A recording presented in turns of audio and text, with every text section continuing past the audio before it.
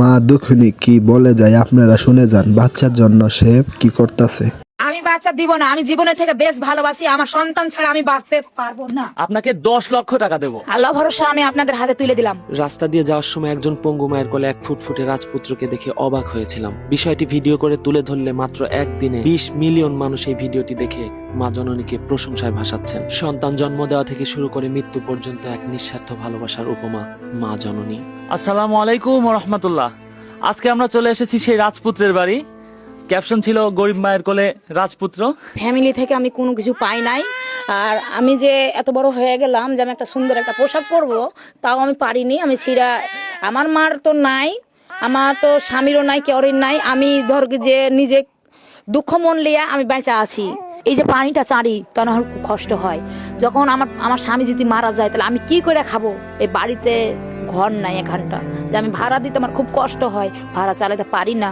মাসে 7,000 টাকা খরচ হয়ে যায়, তবু থাকে না আমার কাছে 2 টাকা ওষুধ পানি খাওয়ার মতো টাকা থাকে না। এনাকে নিয়ে একটা বাটি নিয়ে এখানেই বসে ভিক্ষা করছিলেন।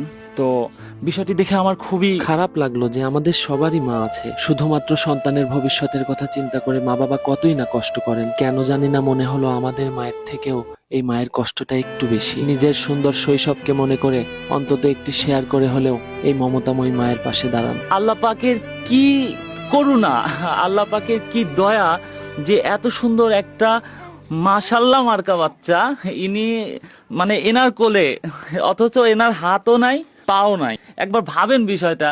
এখন পর্যন্ত তাও 100 জন কল করেছে, 100 জন মেসেজ করেছে। আপনাকে 10 লক্ষ টাকা দেব।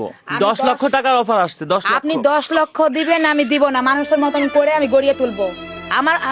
আমার 10,000 কাছে চাওয়া দোয়া, তারপরে টাকা পয়সা তো চাবই, 10 টাকা 20 টাকা যাই পারুক দিবে। মনে পড়ে গেল শৈশবের কথা। আহ, কত সুন্দর ছিল আমাদের শৈশব। একজন পঙ্গু মা নিজে ঠিকমতো হাঁটা চলা করতে পারে না, হাত দিয়ে কোনো কিছু ঠিকমতো ধরতেও পারে না, অথচ এই হাত দিয়ে নিজের সন্তানকে রেখেছেন পরম যত্নে। কি অপরূপ সুন্দর দৃশ্য। আমরা কখনো বুঝতেও পারিনি মা জননী এতটা যত্নে আমাদের বড় করেছেন। আপনার অনেক কষ্ট হয়ে যায়, তাই আপনার কষ্টটা কমানোর জন্য আজকে আমরা চলে এসেছি। 10 লক্ষ টাকা দিয়ে আপনার এই বাচ্চাটা আমরা এখন নিয়ে যাবো। আপনি না বললেও শুনবো না। আমি বাচ্চা দিব না। আমি জীবনের থেকে বেশ ভালোবাসি আমার সন্তান ছাড়া আমি বাঁচতে পারবো না। কেন পারবো না? যে আমি মরে যাবো, এভাবেই মরে যেতে পারি। কেন যে আমার এই বাচ্চা ছাড়া আমার কেউ নাই। আর আমার স্বামীকে অতিরিক্ত ভালোবাসি, আমার জীবনে থেকে স্বামীকে, বাচ্চাকে। আপনি তো নিজেকে নিয়েই সন্দিহান, আপনি নিজেই চলাফেরা করতে পারেন না। বাচ্চাটা দিয়ে দেন আপা। আমি বাচ্চা প্লিজ আমি দিব না। দয়া করে আপনাদের কাছে ক্ষমা চাই, ক্ষমা চোখে আপনারা আমাকে দেখবেন। তার এই মানবতার জীবন, তিনি জন্ম থেকেই এরকম, তার হাত নেই পা নেই, তার হাত পায়ের এই একই অবস্থা।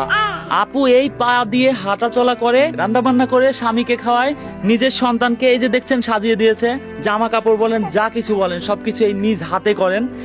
এটাই হচ্ছে মা। মায়ের ঋণ কি করে শোধ করা যায়? অথচ আমি আজকে 15 দিন হয়ে যাচ্ছে একজন মাকে নিয়ে হসপিটালে আছি। তার 4টি সন্তান থাকার পরেও এখনো পর্যন্ত তাকে দেখতে পর্যন্ত আসেনি। একটাবার ফোন দিয়ে খবর পর্যন্ত নেয়নি যে ভাইয়া আমার মা কেমন আছে। আমি তাদেরকে কল করেছি যে আপনার মা মারা যাচ্ছে, দয়া করে আপনারা কেউ আসেন, তাকে একটু দেখেন, তার একটু দেখাশোনা করেন। এখনো পর্যন্ত কেউ আমার ডাকে সাড়া দেয়নি। অথচ এই মা, আমি অবাক হয়ে যাচ্ছি যে এরকম একটা মায়ের কোলে আল্লাহ পাক এরকম একটা সন্তান দিচ্ছেন, এত সুন্দর মাশাআল্লাহ। আপুর বাড়িটা আপনাদেরকে একটু দেখাবো। আপু, আমি মানে এই দুঃখ কোথায় রাখবো? আপনারা দেখেন যে মা জননী 10 মাস 10 দিন গর্ভ ধারণ করার পরে এই মা সন্তানের জন্য কি না করে।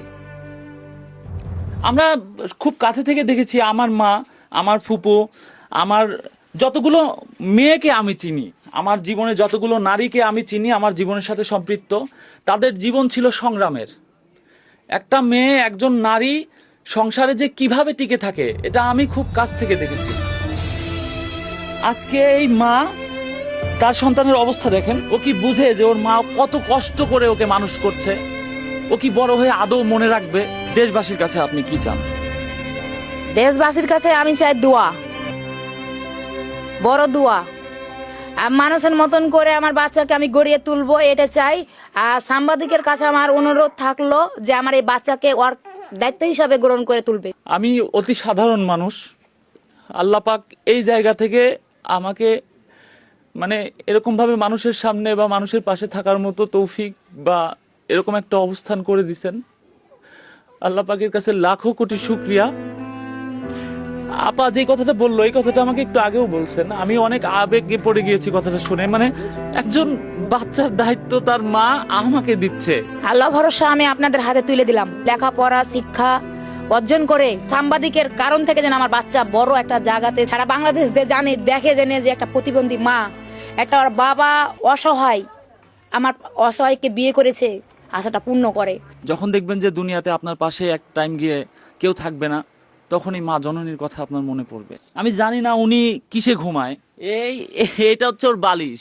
এত ভালোবাসার পরে তার কাঁথা দিয়ে বালিশ বানিয়ে দেওয়া, তাহলে সে নিজে কিসে ঘুমায়, তার হাজবেন্ড কিসে ঘুমায়?